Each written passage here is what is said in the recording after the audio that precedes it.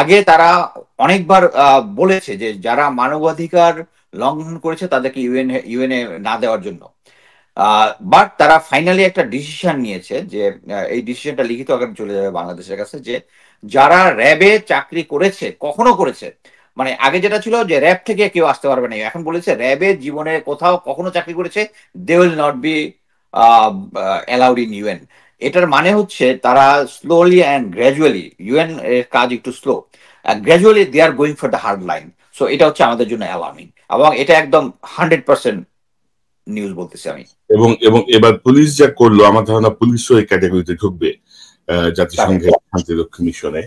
এবং একটি একটি প্রপাগান্ডা চালায় না যে সরকার আরে বাংলাদেশের মতো এত সস্তা ইয়ে কোথায় পাবে, বাংলাদেশকে বাদ দেওয়ার কোনো প্রশ্নই উঠে না, এগুলা কিন্তু চালানো হয়। না না, শোনেন শোনেন ভাই, এটা একটা পুরা ভুল জিনিস। কি জন্য? কারণ ইউএন এর বাংলাদেশ থেকে সস্তায় দেয় আর ওয়েস্ট থেকে দামি ইয়াতে দেয়, বেশি টাকায় দেয়। Is not that. ইউএন এর হচ্ছে 100% এর জন্য পার হেড ভাতা যেটা আছে পার হেড, এবং এটা আমাদের জন্য, ওয়েস্টের জন্য, সবার জন্য সেম।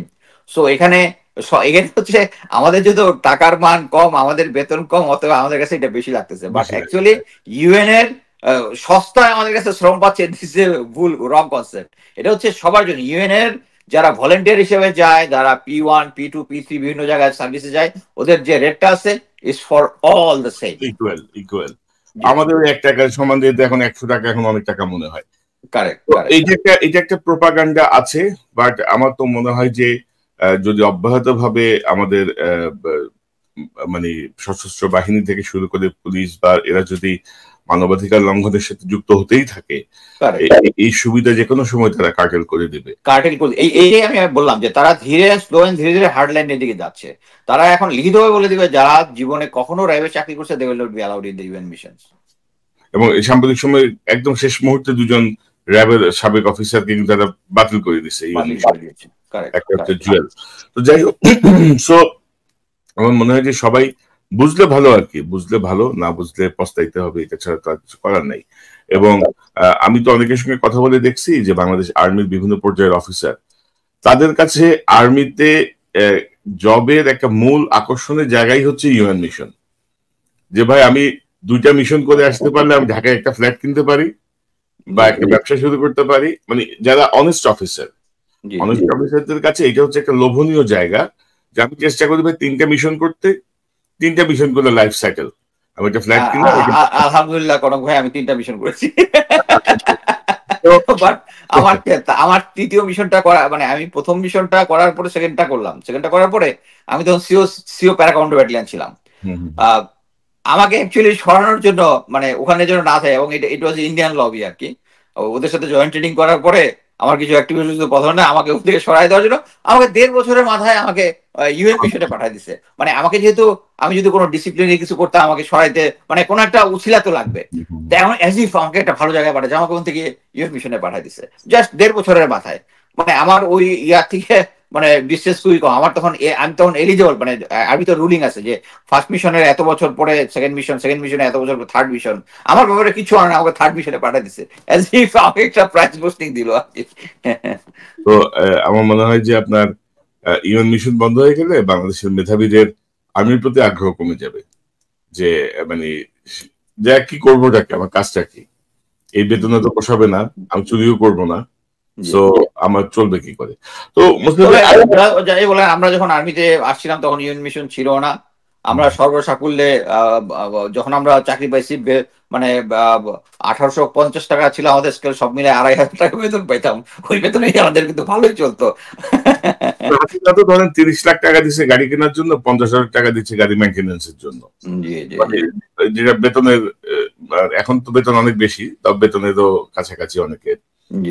এইসব করে যদি সেনাবাহিনী তার পোশাক এবং তার শপথের মূল্য ভুলে যায়, দেশের প্রতি দায়বদ্ধতা ভুলে যায়, এটা দুঃখজনক। আমার মনে হয় যে এটা একটা সুযোগ তাদেরকে ফিরে আসার ট্র্যাকে। আমি স্ট্রংলি বিশ্বাস করি যে তারা এখানে ফিরে আসবে, তারা এখানে ফিরে আসবে ইনশাল্লাহ। এটার মাধ্যমে এই হাসিনার পতনের মাধ্যমে আর্মি তার পুরনো জৌলুসটা ফিরে পাবে বলে আমি স্ট্রংলি বিশ্বাস করি। তো মোস্তাফিজ, আমি ছোট একটা প্রসঙ্গ দিয়ে অনুষ্ঠানটা শেষ করবো, যে এই যে প্রচারণা চলছে, আপনি জানেন যে গোয়েন্দা সংস্থা বিভিন্ন রকমের প্রচারণা আছে। একটি অডিও ক্লিপ আমার কাছে এসেছিল, আপনার কাছেও এসেছিল, আমি যেটা পরে শুনলাম যে ভারতীয় বাহিনী ঢুকে পড়ছে, গোয়েন্দা সংস্থা ঢুকে পড়ছে, তারা টার্গেট কিলিং করছে, মেরে ফেলছে, ব্রুটালিটি দেখাচ্ছে, ইত্যাদি ইত্যাদি।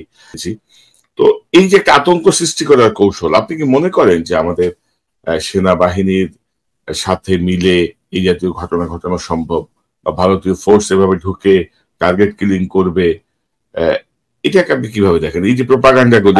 অ্যাকচুয়ালি আপনি আমার কাছে এটা আসার পরে আমি নিজেও কিছু খোঁজ নিয়েছি। এর মধ্যে খোঁজ নেওয়ার মধ্যে কতগুলো হচ্ছে হার্ড ফ্যাক্ট হয়েছে, যেটা হচ্ছে পুলিশের সম্ভবত কাউন্টার টেররিজম ইউনিট অথবা এসবি, এটার একটা তারা 15টা লাশ ঢাকা মেডিকেল কলেজে মানে ফেলে চলে আসছে, এবং প্রত্যেকটার মধ্যে নাকি হেডশট ছিল, মানে মাথায়। এইটার পর থেকে ইয়াটা আসছে। এবং আমি কয়েকটা সোর্স থেকে যেটা জেনেছি যে যখন তারা হার্ড লাইনে গেছে, তখন দেশে জরুরি অবস্থা প্লাস হচ্ছে যাতে পুলিশ এবং সেনাবাহিনী নামার একটা পরিস্থিতি সৃষ্টির জন্য এই বিপ্লব, যে ওই যে বিপ্লব কমান্ডার নাম, টেরোরিজম এবং ডিবি, এরা হার্ড লাইনে গিয়ে কিছু কিলিং করতেছে, এবং এদের সাথে সম্ভবত ভারতীয় ইয়ারা আছে, বাট সিচুয়েশনটা আমি কনফার্ম করতে পারিনি। বাট হেডশটের 15 জনের লাশ ঢাকা মেডিকেল কলেজে আছে, এটা একজন মানে ইন্টার্নি ডাক্তারের থেকে কনফার্ম করা। সো এটাকে উড়িয়ে দেওয়া যাচ্ছে না এই ইনফরমেশনটাকে।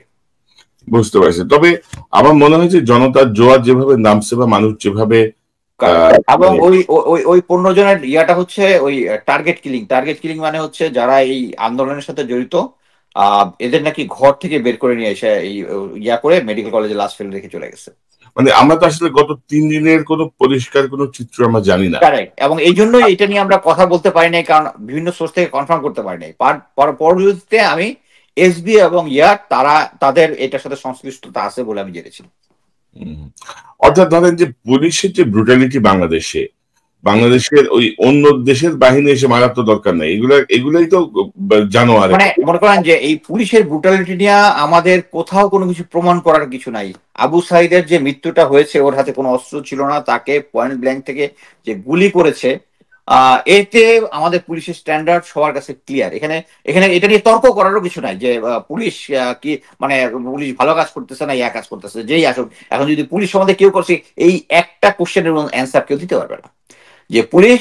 আর একটা হচ্ছে ওই যে হেলিকপ্টার থেকে, দেখেন এই যে হেলিকপ্টার থেকে, আর আরেকটা জিনিস নরমালি আমি একটু আপনাকে এখানে দেখাতে চাই, আপনি হেলিকপ্টারের কথা বলছেন, আমি আপনাকে একটু দেখাতে চাই একটা ফুটেজ। আমি দেখাইছি, আমার ইউটিউবে আছে, আমি একটু দেখাই আপনাকে। আবার আসতেছে আবার হেলিকপ্টার, আবার আসতেছে হেলিকপ্টার।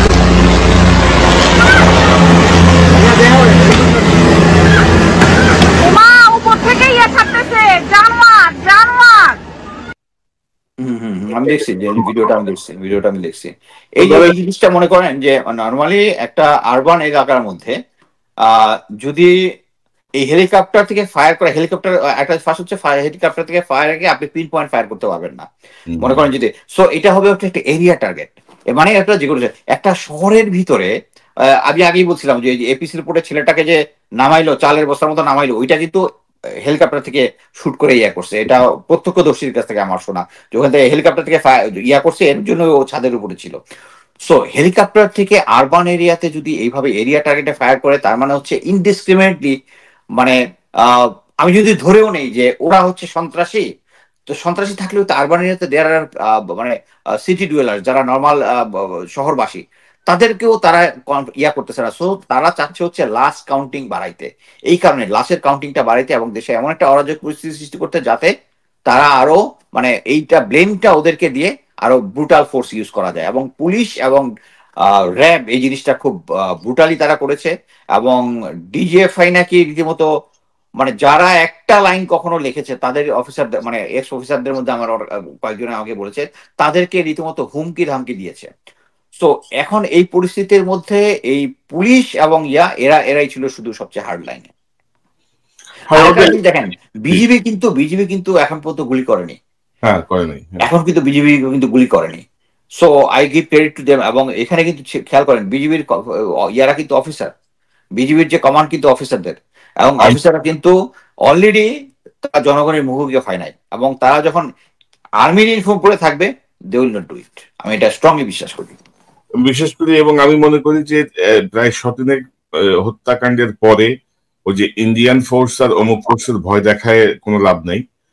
কারণ ব্রুটালিটি আমাদের পুলিশ আমাদের র্যাব যা করছে এটার থেকে বড় ব্রুটালিটি আর কিছু, এবং জনগণের সম্মিলিত প্রতিরোধে আসলে এই রেজিমের অবসান ঘটবে। একটা সুযোগ আসছে, যার যার অবস্থান থেকে সেটি কাজে লাগানো উচিত। যারা এই অনুষ্ঠান শুনছেন, বাংলাদেশে যাদের সঙ্গে যোগাযোগ আছে আপনাদের টেলিফোনে অন্তত বলুন, সবাই সাহস করে যেন এই কারফিউ ভাঙে, রাস্তায় থাকে। 300 জন মানুষের রক্তের উপর দিয়ে আর আপোষের কোনো সুযোগ নাই। কারণ ভাই আমি আরেকটা কথা বলতে চাই, মনে করছে আমরা এখন এমন একটা সিচুয়েশনে আছি, মনে করেন যে এর মাঝখানে যদি এটা আমরা কমপ্লিট না করি তাহলে কি হবে? এই কোটার যতগুলো ইয়ে আছে, they will be targeted by Hasina, এবং ডিউ পিস টাইম তাদের এবং তাদের family will suffer a lot. যেমন দেখেন 2018 কোটা আন্দোলনে যারা ছিল তারা কেউ কিন্তু চাকরি পায় নাই, তারা কিন্তু কেউ করে, এবং তাদের হিংসাটা কতটুকু। এই যে আয়মান সাদিক যখন বলেছে যে কোটা আন্দোলনের পক্ষে কথা বলেছে, তারা কিন্তু 5 কোটি টাকার কি একটা প্রজেক্ট, মানে দে আর ভেরি হোস্টাইল এবং দে কন্ট্রোল এভরিথিং। সো আমরা যদি এখন মনে করেন, আমি আমার লাইভে বলেছি যে আমরা এখন হয়তো বা 100 জন জীবন দিয়েছে, বাট এখন যদি আগামী কয়েকদিনে যদি 1000 জনও দিতে হয়, will not stop till finally আমরা শেখ হাসিনাকে ইয়া করতে পারি। কি জন্য? এটা যদি না করি, then it will continue another maybe 10 years, 20 years, then we have to spend maybe 20,000 people, মানে 20,000 জন আত্মাহুতি দিতে হবে এই ফেরাউনকে থামানোর জন্য। সো এই এখন যে পরিস্থিতি আছে, আমাদের এখানে ফিরে যাওয়ার কোনো পথ নাই এখন যদি। আর পাশাপাশি ধরেন আপনি যদি দেখেন যে 57 জন সেনা কর্মকর্তাকে হত্যা করার পরে যতগুলো অফিসার প্রোটেস্ট করছিল, কেউ কি ভালো আছে? কেউ ভালো নাই। এবং তাদের এই সরকারের এই সরকার হচ্ছে মানে তার প্রতিহিংসা পরায়ণ, এবং কোনো কিছু তাদের এগেনস্টে কেউ কোনো কিছু বললেই, যেমন মনে করেন শেখ হাসিনা সম্বন্ধে কেউ একটা স্ট্যাটাস দিলেই তো সে জেলে চলে যাচ্ছে। সো প্রতিহিংসা পরায়ণ। সো এই আন্দোলনকে অর্ধেক রাখা মানে হচ্ছে they will bring disaster to themselves. এই শেখ হাসিনার কাছে কেউ সেফ না। এটাই। আপনাকে অসংখ্য ধন্যবাদ। নিশ্চয়ই কোনো আপডেট পেলে আপনি আমার সঙ্গে শেয়ার করবেন, আমরা আপনার মাধ্যমে এটি আবার জানানোর চেষ্টা করব সবাইকে সর্বশেষ পরিস্থিতি। এবং আমি আশা করি যে আর্মি যদি নামে এবং ডিজিএফআই যতই চোখ রাঙাক, 3 বাহিনীর প্রধান আমার মনে হয় যেন এটার খবর যদি আর্মি, নৌবাহিনী এবং এয়ারের ভিতরে যায়, ডিজিএফআই এর এই 2-1টা গুন্ডাবান্ডা কি করতে পারে বলেন? সবাই মিলে যদি ডিসিশন নেয় যে নো মিন্স নো, তো সেই জায়গাটায় আমার মনে হয় না যে এইসব করে। এবং ডিজিএফআই এই যে এই লেভেলের অফিসারদেরকে প্রেসার ক্রিয়েট করবে, ইটস আনপ্রেসিডেন্টেড, এবং of course it is ordered by mafia প্রধান শেখ হাসিনা। এটা তো বটেই। হাসিনা আছে, সাথে আবার তারেক সিদ্দিক আছে না? তারেক সিদ্দিক আছে। এরা এগুলো করতেছে। তো আমার মনে হয় যে আমাদের 3 বাহিনীর যারা কর্মরত আছেন তাদেরও আসলে রেস্কিউ মিশনে আগে আসা উচিত, তাদের চিফদের ব্যাপারে, তাদের ডিসিশনের ব্যাপারে শ্রদ্ধাশীল হয়ে জনগণের পাশে থাকার জন্য নেমে আসা উচিত। কর্নেল মুস্তাফিজ, আপনাকে অসংখ্য ধন্যবাদ আপনার মূল্যবান সময়ের জন্য। ধন্যবাদ কনক সার ভাই, এবং ধন্যবাদ যারা এতক্ষণ ধৈর্য ধরে আমাদের কথা শুনছিলেন। ধন্যবাদ। আসসালামু আলাইকুম। দর্শক, আপনাদের সবাইকে বলতে চাই যে কোটা সংস্কার আন্দোলন ইতিমধ্যেই 1 দফার দাবিতে পরিণত হয়েছে। এখন স্লোগান হচ্ছে আমার ভাই মরল কেন, খুনি হাসিনা জবাব চাই। 1 দফা 1 দাবি, দাবি 1 দফা 1 শেখ হাসিনার পদত্যাগ, এবং এর বাইরে আর কোনো দাবি নাই, আর কোনো বক্তব্য নাই, আর কোনো সমঝোতা নাই। হাসিনার পতনের পরেই বা কিভাবে দেশ পুনর নির্মিত হবে, কিভাবে আমরা গণতন্ত্রে ফিরে যাব, তার বিষয়গুলো সিদ্ধান্ত তখনই হবে। ছাত্র জনতার যে আত্মত্যাগ, যে নির্মমতা আমাদের ছাত্র ছাত্রীরা সহ্য করেছে গত কয়েকদিনে, ছাত্রলীগ, পুলিশ, র্যাবের দ্বারা, এই পর্যায়ে এসে আর কোনো আপোষের কোনো সুযোগ নেই, সমঝোতার সুযোগ নেই। যদিও সরকার নাটক